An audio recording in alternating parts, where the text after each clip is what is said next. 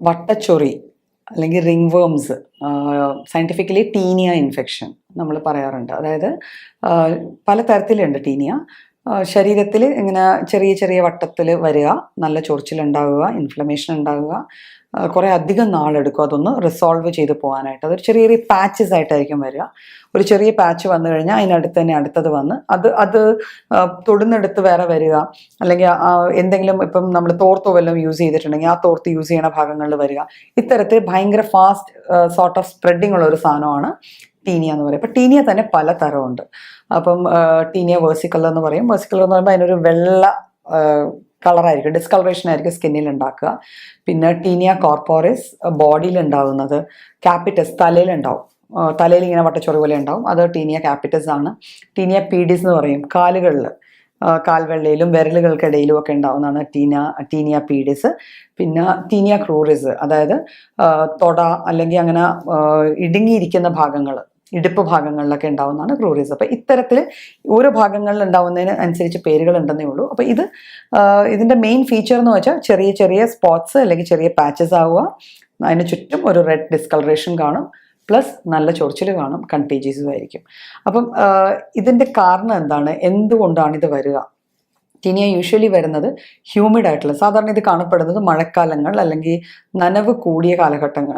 നമ്മുടെ ചുറ്റുവട്ടം, നമ്മുടെ ഭിത്തിക്ക് നനവ്, നമ്മൾ തോർത്തിട്ടാൽ തോർത്ത് ഉണങ്ങുന്നില്ല, തുണികൾ ഉണങ്ങുന്നില്ല, അങ്ങനത്തെ കണ്ടീഷൻസിലൊക്കെയാണ് ഇത് കൂടുതലും കാണപ്പെടുന്നത്. നമ്മുടെ ചുറ്റുവട്ടം അങ്ങനത്തെ ഒരു സാഹചര്യം വരുമ്പോഴാണ് ഇത് കാണുന്നത്.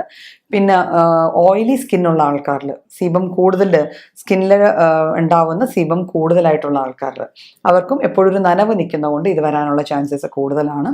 പിന്നെ ഹോർമോണൽ ചേഞ്ചസ് വരുന്ന ചില കണ്ടീഷൻസിൽ, ശരീരത്തിൽ ഹോർമോണൽ ചേഞ്ച് വരുന്ന കണ്ടീഷൻസ്, അല്ലെങ്കിൽ ചില മെഡിസിൻസ്, സ്റ്റീറോയിഡ്സ് ആഡ് ഓൺ ചെയ്ത മെഡിസിൻസ് കഴിക്കുന്ന കണ്ടീഷൻസിൽ, പിന്നെ ഇമ്മ്യൂൺ സിസ്റ്റം വീക്ക് ആയിരിക്കുന്ന കണ്ടീഷനിൽ, ഒരു പനി വന്നു അല്ലെങ്കിൽ ഒരു അസുഖം വന്നു, നമ്മൾ ട്രീറ്റ്മെൻ്റ് ഒക്കെ എടുത്തു, അത് കഴിഞ്ഞുള്ളൊരു ഫേസ് ഉണ്ട്, നമ്മൾ തിരിച്ചു വരവുണ്ടല്ലോ നോർമൽ ഹെൽത്തിലേക്ക്, ആ ഒരു കണ്ടീഷനിൽ.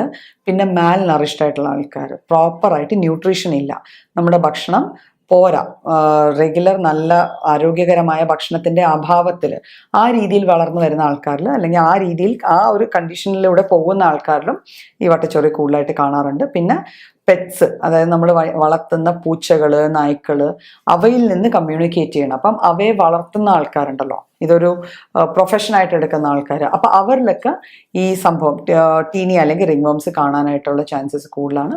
പിന്നെ ഇമ്മ്യൂണോ കോംപ്രമൈസ്ഡ് ആയിട്ടുള്ള കണ്ടീഷൻസ്, അതായത് ഞാൻ നേരത്തെ പറഞ്ഞു, ഒരു അസുഖം വന്ന് നമ്മുടെ ഇമ്മ്യൂൺ സിസ്റ്റം ഡൗൺ ആയിട്ടിരിക്കുകയോ അല്ലെങ്കിൽ നമ്മളെ ഇമ്മ്യൂണോ കോംപ്രമൈസ്ഡ് ആയിട്ടുള്ള കണ്ടീഷൻ, ഇപ്പം എയ്ഡ്സ് പോലത്തെ കണ്ടീഷൻസിലൊക്കെ ഇത് റെഗുലർലി കാണുന്ന, ട്യൂബർക്കുലോസിസ് അങ്ങനത്തെ കണ്ടീഷൻസിലൊക്കെ, അങ്ങനെ അസുഖങ്ങളുള്ള ആൾക്കാരിലൊക്കെ ഇത് കാണാനുള്ള ചാൻസസ് കുറേ അധികമാണ്. പിന്നെ വരുന്നത് ലൈക്ക് നമ്മൾ കോമൺ പബ്ലിക് ടോയ്ലറ്റ്സ് യൂസ് ചെയ്യുക, പബ്ലിക് ബാത്റൂംസ് യൂസ് ചെയ്യുക, പൂൾസ് യൂസ് ചെയ്യുക. അപ്പം ഇങ്ങനെയുള്ള സാഹചര്യങ്ങളിലും നമുക്കിത് വന്നു ചേരാറുണ്ട്. അപ്പം ഇത് വന്നു കഴിഞ്ഞാൽ ഇതിന് നാച്ചുറലി ഇതിപ്പം പെട്ടെന്ന് അങ്ങനെ താനെ പോകുന്ന ഒരു കണ്ടീഷൻ അല്ല, ഡിഫിക്കൾട്ട് ടു ഡീൽ വിത്ത് ആണ്. നമ്മൾ ഇത് ഇപ്പോൾ ഡോക്ടേഴ്സിൻ്റെ അടുക്കെ ചെല്ലുമ്പോൾ തന്നെ അത്യാവശ്യം കുറച്ച് സമയം എടുക്കും ഇതൊന്ന് മാറാനായിട്ട്. നമ്മൾ അത്യാവശ്യം നല്ല രീതിയിൽ കൃത്യമായിട്ട് മരുന്നുകൾ കഴിച്ചാൽ മാത്രമേ ഇത് പൂർണ്ണമായിട്ട് മാറാൻ പറ്റത്തുള്ളൂ. അതിന് കാരണമുണ്ട്, ഇതൊരു ഫംഗൽ ബോൺ ഡിസീസാണ്. ഫംഗസിൻ്റെ ഏറ്റവും വലിയ പ്രത്യേകത അതാണ്. ഫംഗസ് എന്ന് പറഞ്ഞ സാധനം പല സാഹചര്യങ്ങളെയും അത് അതിജീവിച്ച് ജീവിക്കാൻ കഴിവുള്ള തരം ഒരു മൈക്രോബാണ്. അപ്പം നമ്മൾ മരുന്നുകളോ കഴിക്കുകയോ അല്ലെങ്കിൽ എക്സ്റ്റേണൽ ആപ്ലിക്കേഷൻസ് അപ്ലൈ ചെയ്യുകയോ ചെയ്താൽ ഏതെങ്കിലും ഒരു ഫേസിൽ അതിൻ്റെ ഒരു 1-2 സ്പോസ് എന്ന് വെച്ചാൽ അതിൻ്റെ ബീജങ്ങളാണ്, സ്പോസ് നമ്മുടെ ബോഡിയിൽ നിലനിന്ന് പോയി കഴിഞ്ഞാൽ നമ്മൾ അത് വിത്ഡ്രോ ചെയ്ത ഉടനെ കുറച്ച് നാൾ കഴിയുമ്പോൾ അത് വീണ്ടും ഗ്രോ ഓഫ് ചെയ്യും. അപ്പോൾ അതുകൊണ്ട് ഇതിന് ലോങ് ടേം പ്രോപ്പർ ട്രീറ്റ്മെൻറ്റ് തന്നെ വേണം. അതുകൂടാതെ നമുക്ക് കുറച്ച് ഹൈജീൻ മെഷേഴ്സും ചെയ്യാൻ പറ്റുന്നതാണ്. അതായത് നമ്മൾ യൂസ് ചെയ്യണ വസ്ത്രങ്ങൾ, നമ്മളുടെ ടവല്, സോപ്പ്, ഇതെല്ലാം പേഴ്സണലൈസ്ഡ് ആയിരിക്കണം, ഒരു വ്യക്തിക്ക് ഒന്ന് തന്നെ ആയിരിക്കണം. പിന്നെ ഇങ്ങനത്തെ ഒരു കണ്ടീഷൻ ഒരു വീട്ടിൽ കണ്ടു കഴിഞ്ഞാൽ ആ വ്യക്തിയുടെ, നമ്മൾ പണ്ടൊക്കെ തോർത്ത് പുഴുങ്ങുക, തുണികൾ പുഴുങ്ങുക എന്നൊക്കെ പറഞ്ഞു കേൾക്കുമായിരുന്നു. അപ്പോൾ ആ രീതിയിൽ അത്രയും റിഗറസ് ആയിട്ട് അത് വാഷ് ചെയ്യണം.